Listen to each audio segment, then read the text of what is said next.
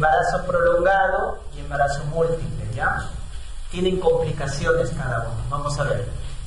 Miren, chicos, ¿qué es el parto prematuro? ¿Por qué al prematuro le tenemos miedo? Porque es la principal causa de muerte perinatal. La prematuridad es la principal causa de muerte perinatal. Y cuando una gestante viene con dinámica uterina, trabajo de parto, y tiene menos de 37 semanas, entonces hay que diagnosticar, ¿no? Un parto prematuro. Cuando tiene contracción, pero tiene menos de 37 semanas. ¿Qué vas a hacer ahí? Le haces tacto vaginal. Porque ¿te acuerdas cuando una gestante iniciaba trabajo de parto? Cuando la contracción que generaba cambios en el cuello. ¿Qué pasa si al hacer tacto vaginal el borramiento es menos del 50% del cuello o la dilatación menos de 2 centímetros? Chicos, eso se llama amenaza de parto pretérmino. ¿Cuándo es una amenaza de parto pretérmino? Cuando tiene menos de 37 semanas y los cambios cervicales, los cambios en el cuello son pobres. Borramiento menos del 50, dilatado menos de 2.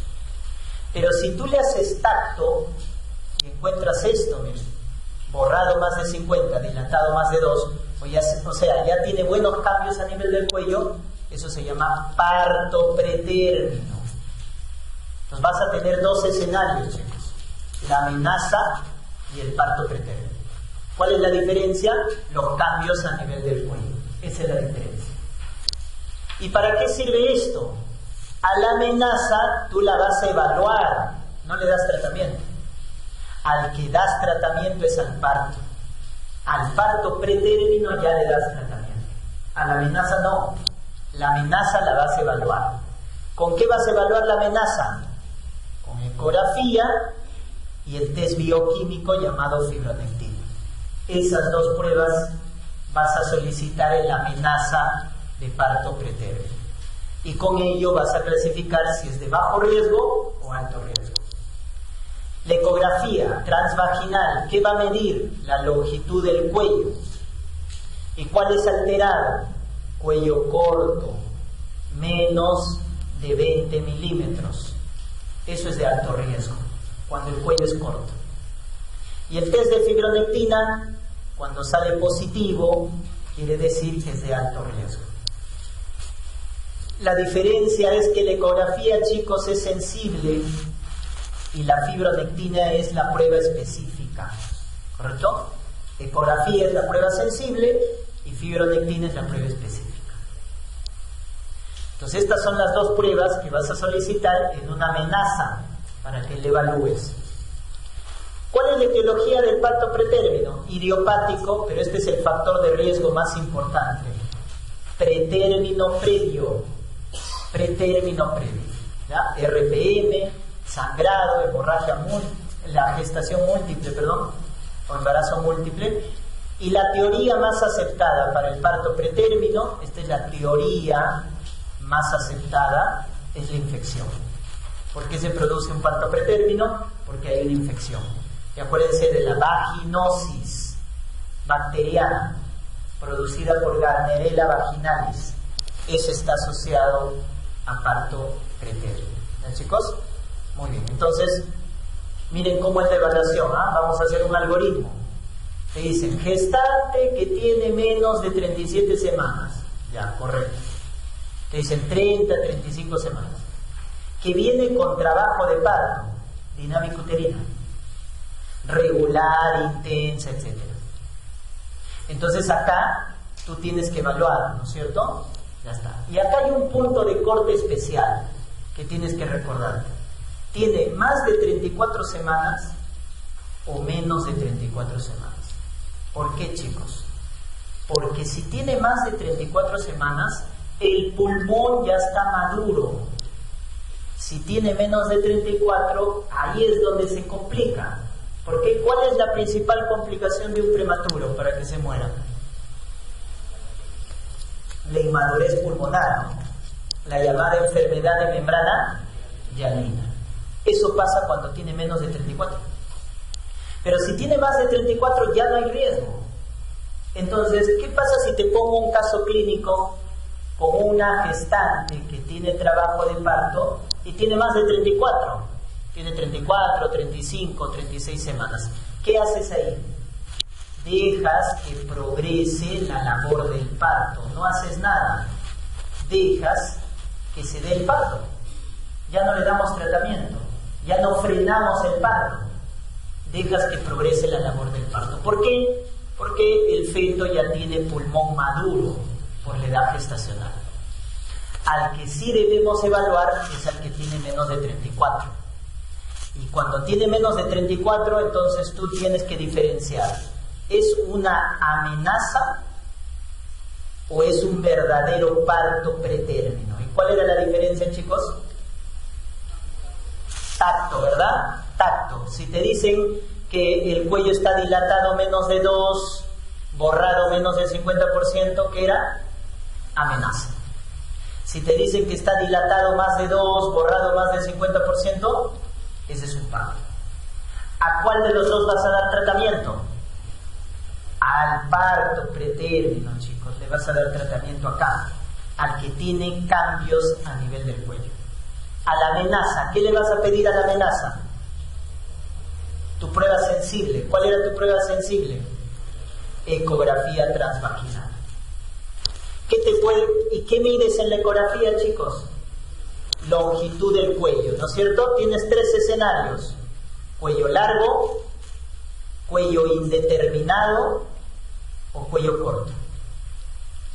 ¿Qué es un cuello corto? Menos de 20 milímetros. Cuello largo, más de 30 milímetros. Indeterminado, entre 20 y 30.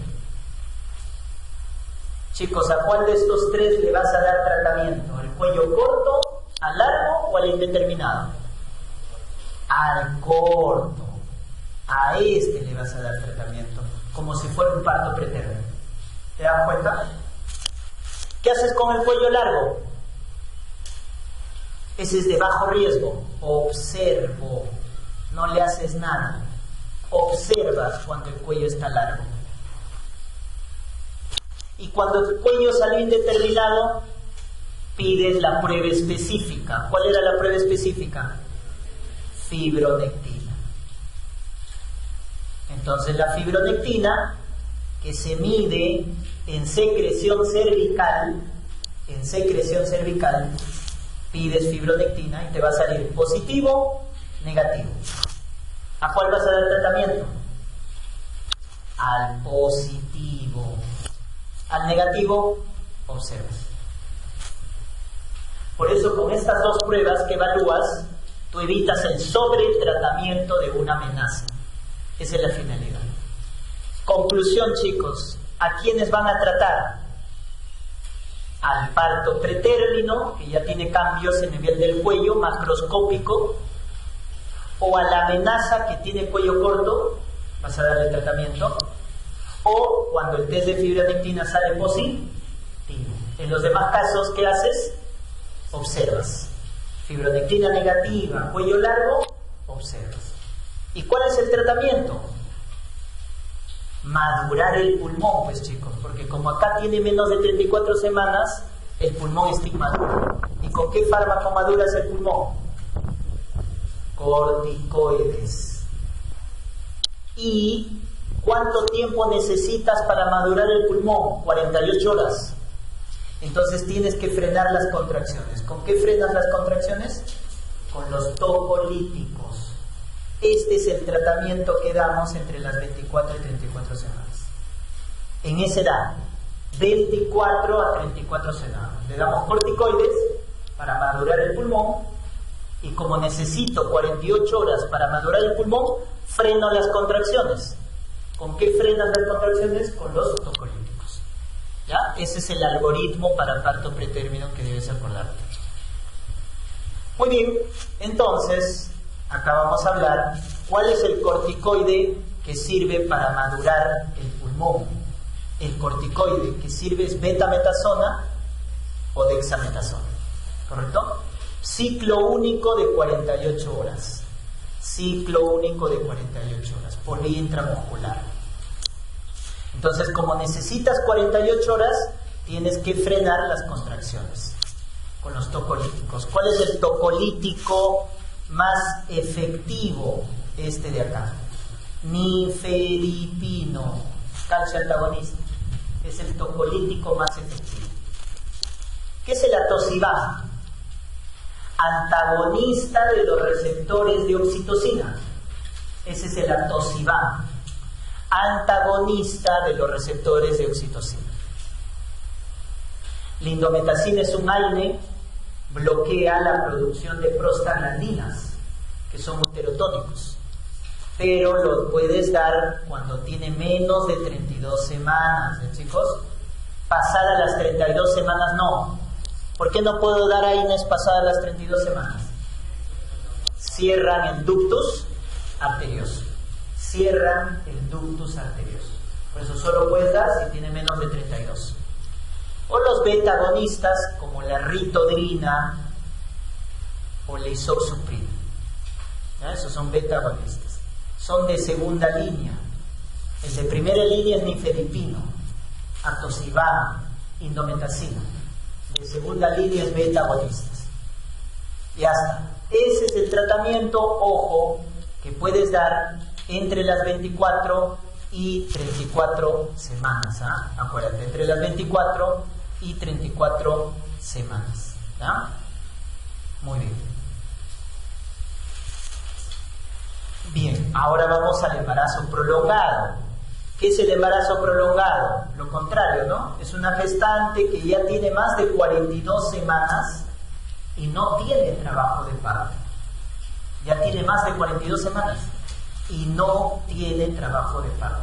Eso se llama gestación o embarazo prolongado. Complica el 10% de embarazos y se llaman vías de prolongación cuando tiene más de 41 semanas. ¿Para qué sirve ese concepto? Tú no vas a esperar a que tenga 42 semanas. Ni bien llega a las 41 semanas, ya tienes que terminar el embarazo. Porque si esperas a las 42, ya puede haber complicaciones. Por eso tú tienes que terminar a las 41 semanas, no esperar a las 42. ¿Correcto? Es como el estatus epiléptico, pues, ¿no? El estatus convulsivo. ¿Cómo se define el estatus convulsivo, chicos? Cuando convulsiona más de ¿cuánto? 30 minutos, ¿verdad? Pero ¿vas a esperar a que convulsione 30 minutos para decir es un estatus? No, ¿cuánto tiene que convulsionar? 5 minutos. Si convulsiona más de 5, eso ya es un estatus, ¿correcto? Porque lo más probable es que si no ha resuelto en 5 minutos, ese paciente va a hacer una convulsión continua. Es algo similar. Tú no vas a esperar a las 42 semanas para recién pensar en terminar el embarazo.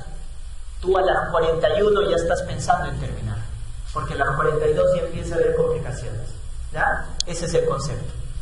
La causa más frecuente es el error en el cálculo de la edad gestacional. Esa es la causa más frecuente. Calculamos mal la edad gestacional. Por eso les pregunto, ¿cuál es el mejor marcador para calcular la edad gestacional, chicos? La ecografía, ¿de qué trimestre? Primer trimestre, midiendo este parámetro, ¿no es cierto? La longitud cráneo-caudal. Ese es el mejor parámetro para calcular. Porque su rango de error, chicos, es más o menos 7 días. Ese es su rango de error. Más o menos una semana. ¿Qué pasa si la gestante no tiene ecografía en primer trimestre? Pides de segundo trimestre. ¿Qué mides? Diámetro biparietal. Pero ya tiene más error. Más o menos 2 semanas es su error. Y si no tiene, el de tercer trimestre, longitud de fémur, cuyo error es más o menos 3 semanas. Entonces, como se dan cuenta, el mejor de todos es el de primer trimestre, o sea, la ecografía más precoz, es el mejor. Otros factores de riesgo: nulípara, añosa, obesidad. ¿Qué malformación se asocia a embarazo prolongado? La anencefalia. La anencefalia. Muy bien. Entonces, ¿cuál va a ser el tratamiento del embarazo prolongado? Porque el embarazo prolongado se complica menos. ¿Y con qué se va a complicar? Con un feto grande, macrosomía, ponderado fetal más de 4 kilos. Oligohidramnios, disminución del líquido amniótico. O sufrimiento fetal. O sea, tú no vas a esperar a que se complique. Macrosomía, oligohidramnios, sufrimiento. No. Tienes que terminar el embarazo. Ese es el tratamiento. Si no aparecen contracciones, ¿qué hay que hacer? Inducir el trabajo de parto. Si en tu examen te preguntan a partir de qué semana debes inducir, te ponen 40, 41, 42, 43, 44 semanas. A partir de las 41 semanas. A partir de las 41 ya tú induces. No esperas a las 42, como te he mencionado, porque si esperas a las 42 puede haber ya complicaciones. Por eso a partir de las 41 ya piensas inducir. Si tiene 42, con mayor razón, tienes que inducir. Pero chicos, ¿se acuerdan antes de inducir que teníamos que evaluar? ¿Cómo está el cuello? ¿Y cómo evalúas el cuello? Con el score de Bishop. Bishop te va a decir si el cuello está maduro o inmaduro. ¿Qué evalúa Bishop? Ahí están los 5 parámetros, ¿no? A, de altura de presentación. B, de borramiento. C, de consistencia del cuello. D, de dilatación. Y P, de posición. Son 5 parámetros que evalúa el score de Bishop en la maduración del cuello. ¿Ya? Son esos 5 parámetros. Entonces, hay una escala, le damos un puntaje, y si el puntaje en Bishop te sale menor o igual a 6, chicos, el cuello está inmaduro. En cambio, si el puntaje en el Bishop sale más de 6, el cuello está maduro. ¿Estamos, chicos? ¿Qué pasaba si el cuello está inmaduro? Bishop menor o igual a 6. Primero, ¿qué tenías que colocar? Misoprostol para madurar el cuello. ¿Qué era el misoprostol, chicos? Análogo de prostaglandina E1. ¿Te acuerdas cuánto utilizabas para hemorragia postparto? 800 a 1000 microgramos, ¿verdad? Por vía intrarrectal. Acá es otra forma. Es misoprostol 25 microgramos cada 6 horas en fondo de saco vaginal. Para madurar el cuello con misoprostol se utiliza 25 microgramos cada 6 horas en fondo de saco vaginal. Diferente, ¿no? La dosis. Una vez que el cuello está maduro, ¿qué das? Oxitocina. Recién das oxitocina cuando el cuello está maduro. Por vía endovenosa, en infusión continua, bien diluido. No es en bolo, es en infusión continua. Oxitocina de frente cuando el cuello está maduro. Cuando está más de 6, de frente oxitocina. Puedes ayudar con rotura de membranas. Eso se llama amniorexis o amniotomía. Rompemos membranas para favorecer el trabajo de parto. ¿Ya? Muy bien. Entonces, ahí está la conducta, chicos. Lo que debemos hacer en un embarazo prolongado es terminar la gestación, induciendo. ¿A partir de qué semana? A partir de la semana 41. ¿Correcto? A partir de la semana 41. ¿Cuándo harás cesárea? Ya no induces. ¿Cuándo era la indicación de cesárea? Cuando hay sufrimiento fetal. ¿Qué pasa si te ponen un caso clínico gestante de 42 semanas y en la evaluación encuentras DIP2, bradicardia fetal, y te preguntan cuál es la conducta? No vas a marcar inducción del trabajo de parto, ¿no es cierto? Cuando hay sufrimiento fetal, ¿cuál es la conducta? Cesárea. Mecónio espeso, cesárea, chicos. Sufrimiento fetal, mecónio espeso, es dato de hipoxia, por lo tanto hay que hacer cesárea. ¿Correcto? Feto macrosómico. Si te preguntan en tu examen qué es mejor cuando ya hay macrosomía, es cesárea. Si tienes chance, es mejor la cesárea, porque el feto macrosómico genera trauma del canal del parto, genera tonía uterina, hay más riesgo de infección, o sea, se complica, ¿ya? Entonces, ¿cuándo indica cesárea? Sufrimiento fetal, meconium espeso o cuando ya hay macrosomía. En los demás casos no. En los demás casos, si no te dan estas complicaciones, puedes inducir el trabajo de parto. Y una de ellas es el oligohidramnios, ¿ah? Y ahí muchos se confunden. Si solo te dice que tiene oligohidramnios, puedes inducir. El oligohidramnios no es indicación de cesárea. Oligohidramnios puedes inducir el trabajo de parto, no hay problema, ¿ya? Muy bien. Y finalmente el embarazo múltiple, ¿correcto? El embarazo múltiple. En el caso del embarazo múltiple, vamos a tener lo siguiente. Vamos a hablar del más frecuente, pues, ¿no? Del embarazo doble, ¿correcto? Y el 70%, chicos, de los embarazos dobles son de este tipo, bicigóticos. O sea, se forman dos cigotos y cada huevo cigoto forma su propia placenta, su propia bolsa amniótica. O sea, cada embrión se forma de manera independiente. Son los famosos mellizos, ¿no? Los mellizos, estos gemelos bicigóticos, que es el más frecuente. Pero hay un 30%, chicos, que son monocigóticos. O sea, derivan de un cigoto que en el transcurso del tiempo se van a dividir en dos productos. Estos son los gemelos verdaderos, porque han derivado de un solo cigoto y se dividen en dos embriones, ¿correcto? Entonces, este monocigótico se va a clasificar, ¿correcto? ¿En qué se va a clasificar? En lo siguiente. Chicos, cuando hay dos placentas, les vamos a llamar así, bicorial. Cuando escuches el término corionicidad, es número de placentas. Entonces, si yo te digo bicorial, es porque cada embrión tiene su placenta. Biamniótico, porque cada embrión tiene su bolsa amniótica. Entonces, yo te pregunto, el embarazo doble más frecuente que hemos visto, ¿cuál era? El bicigótico. Cada uno tiene su placenta, cada uno tiene su bolsa amniótica. Por lo tanto, el bicigótico, ¿cómo es? Bicorial, biamniótico. Es bicorial porque cada uno tiene su placenta y biamniótico porque cada uno tiene su bolsa amniótica. Y eso tiene buen pronóstico, chicos, porque cada uno es independiente.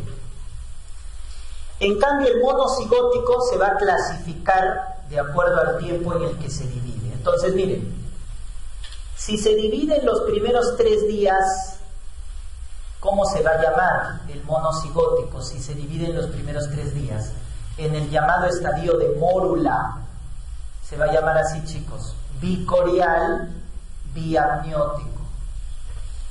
Porque como se ha dividido en los primeros días, cada uno tiene su placenta y cada uno tiene su bolsa amniótica. Entonces se llama bicorial biamniótico. Cuando se divide en los primeros 3 días en estadio de mórula. ¿Qué pasa si se divide entre el 4º y 7º día? En el estadio de blastocisto. Ahí sí, como puedes ver, hay una placenta para los dos. Entonces se va a llamar monocorial, porque hay una placenta, biamniótico. Monocorial biamniótico. ¿Y qué pasa si se divide entre el día 8 y día 13? Es decir, en el estadio de gastrula. Chicos, se va a llamar monocorial, monoamniótico. O sea, los dos embriones van a estar dentro de la misma bolsa amniótica y van a compartir una placenta.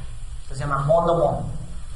Y si se divide pasado los 14 días, cuando ya está formado el disco embrionario, cuando ya hay embrión, ¿no? O sea, Es el embrión que se está dividiendo en dos.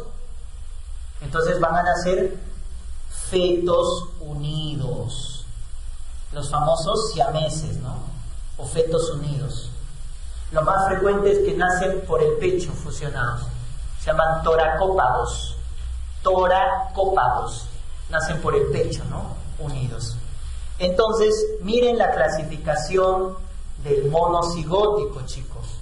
Esta es la clasificación de los monocigóticos, dependiendo en qué momento se dividen. ¿Cómo puede ser? Miren, bicoreal biamniótico, mono-bi, mono-mono o fetos unidos o siameses. ¿Estamos? De acuerdo al tiempo en que se divide. Entonces vamos a darle a cada uno una característica que te tienes que acordar. Si te preguntan de estos cuatro, ¿cuál es el más frecuente? Vas a responder el mono-bi. Ese es el más frecuente. El monocoreal biamniótico es el más frecuente. O sea, el que se divide entre los 4 y 7 días. Ese es el más frecuente de este grupo. Segundo dato, ¿cuál es el que más vive? ¿Cuál es el que tiene mejor pronóstico? El BB, ¿correcto? Acuérdate así, ¿no? El BB es el que más vive, pues. Bicoreal biamniótico. Mortalidad del 10% nomás. ¿Cuál es el que más se muere? El de peor pronóstico. El mono-mono. El mono-mono es el que más se muere. Y el BB es el que más vive. Fácil, ¿no? Mono-mono, el que más se muere. Mortalidad del 50%, chicos. El mono-mono se muere el 50%. O sea, de cada 2, 1 se muere. Es el que más se muere. El mono-mono. Y los fetos unidos o siameses, que obviamente les había dado el dato, que nacen fusionados por el tórax. ¿Ya? Ya está. Esa es la clasificación. Chicos, entonces, si yo te pregunto, ¿quién es de mejor pronóstico? ¿El bicoreal o el monocoreal? ¿Quién tiene mejor pronóstico? El bicoreal tiene mejor pronóstico, ¿no es cierto? Vive más. ¿Quién es el que se muere? El mono. Por eso, chicos, es importante en un embarazo doble, en su ecografía del primer trimestre, evaluar el número de placentas. ¿Cómo se llama eso? Corionicidad. No te confundas con cigosidad. Cigosidad es el número de cigotos. Eso no. Corionicidad, número de placentas. Eso tienes que evaluar en la ecografía del primer trimestre. Cuando tienes un embarazo doble, tienes que averiguar con la ecografía del primer trimestre si es bicoreal o monocoreal, porque es diferente la conducta. Si es bicoreal, entonces tú sabes que va a ir bien, va a necesitar menos controles, pero si es monocoreal, no. Hay que vigilarlo semanalmente y se va a complicar. Para eso hay 2 signos ecográficos, el signo de lambda y el signo de la T invertida. Cuando te dicen signo de lambda, ¿no? Del alfabeto griego, eso es bicoreal, chicos. Signo de la T invertida, monocoreal. Entonces, con eso ves el pronóstico del embarazo doble. A ti no te importa si es bisigótico o monocigótico. Eso no te importa. Te importa el número de placentas. ¿Correcto? Eso es lo que te importa. Muy bien, entonces por eso tienes estos 2 signos ecográficos que te preguntan en el examen, porque eso determina el pronóstico, ¿ya, chicos? Y lo vas a ver acá, ¿ya? Entonces acá, con la ecografía del primer trimestre, tú tienes que determinar esto. Miren, cada embrión tiene su placenta bicoreal. Vas a ver este signo, miren. Ese signo que se llama el signo de lambda. Ahí está, signo de lambda. Así se presenta, por la forma que tiene el alfabeto griego, ¿no? Signo de lambda. ¿Qué quiere decir? Bicoreal. Buen pronóstico. Pero si no ves el signo de lambda, y por acá no se deja ver, pero ya lo vamos a inventar, está el signo de la T. T invertida. ¿Por qué? Porque solo lo separa el amnios, miren. Pero la placenta es una para los 2. Este tiene mal pronóstico, porque es monocoreal, signo de la T invertida. Y chicos, ¿por qué el monocoreal tiene mal pronóstico? Por esta complicación. síndrome de transfusión feto-fetal. Esta es una complicación propia en los monocoriales. El bicorial no hace esto, solo lo hace el monocorial. ¿Por qué se produce este síndrome de transfusión feto-fetal? Por anastomosis arteriovenosas. Entonces, como hay una placenta para los dos embriones, se produce una anastomosis arteriovenosa en la cual un feto se vuelve donante, chicos, y el otro se vuelve receptor. O se intercambian sangre. Uno se vuelve donante y el otro se vuelve receptor. Entonces, ¿qué va a pasar? Miren qué va a pasar. El feto que se vuelve donante de sangre no va a crecer, va a ser de bajo tamaño. O sea, va a tener un RCU, una restricción de crecimiento intrauterino. Y el otro, que recibe sangre, porque el receptor crece más, tiene hidrox fetal. Feto pequeño, feto grande. Uno tiene oligohidramios y el otro tiene polihidramios, chicos. Ese es el síndrome de transfusión feto-fetal, que tiene una mortalidad del 80%. O sea, casi todos se mueren. 80% de mortalidad. Y el 20% que sobrevive tiene secuela neurológica. O sea, es la complicación más grave y más frecuente de los monocoriales, de los monocoriales. Entonces, por eso es importante hacer eso, ¿ya? Determinar en el primer trimestre si es bicorial o monocorial. Porque el monocorial, ¿qué va a ser? Síndrome de transfusión feto-fetal, ¿ya? ¿Cuál es la presentación más frecuente? Esta es la presentación más frecuente. 60% los dos son cefálicos. Esa es la más frecuente, los dos cefálicos, ¿ya? Luego tienes un podálico, el otro cefálico, los dos podálicos. ¿Sí, chicos? Muy bien. ¿Y cuál es la vía del parto para un embarazo doble? Va a depender. ¿Depender de qué? Va a depender de que cómo se presenta el primer feto, el primer producto, ¿correcto? Entonces, chicos, si el primer producto, vamos a ponerlo por acá, si el primer producto, chicos, si les dicen que el primer producto está, en este caso, cefálico, ¿correcto? Miren, el primer producto les dicen, entonces en el embarazo doble, el primero tiene que estar cefálico, si tiene más de 32 semanas, o los dos productos tienen que estar cefálicos si tiene menos de 32 semanas, para darle chance vaginal. Ojo, el embarazo doble puede salir por parto vaginal, siempre y cuando el primero tiene que estar cefálico o los dos cefálicos si tiene menos de 32 semanas. Pero si te dicen que el primer producto está no cefálico, ese ya no le puedes dar chance. Basta que el primer producto encaje de forma no cefálico, transverso, podálico, ya no. Este tiene que ir a cesárea. ¿Quién más va a cesárea? El mono, chicos. El monocorial, monoamniótico, va a cesárea. ¿Quién más? Los fetos unidos, los siameses. Acá terminan por cesárea. ¿Ya, chicos? Terminan por cesárea. Cuando el primero no está cefálico, cuando es mono o cuando nacen unidos. Ahí vamos a indicar cesárea. Chicos, un caso clínico en el examen les vino. Gestante de un embarazo doble viene en expulsivo. O sea, su dilatación ya estaba 10, chicos. Pero ¿saben cuál era el problema? Que el primero estaba cefálico, el primer producto estaba encajado cefálico y hasta ahí no había problema. El problema era con el segundo, que estaba transverso. Y te preguntaba, ¿cuál es la conducta?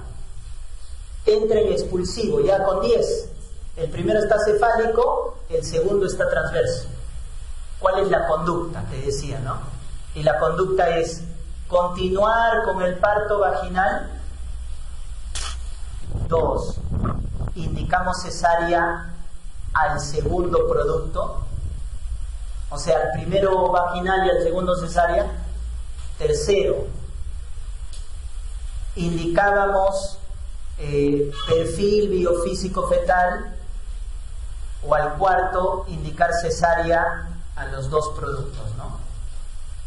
Entonces, ¿cuál era la conducta? ¿Qué puedes hacer si el primero está cefálico y el segundo está transverso, pero ya está en expulsivo?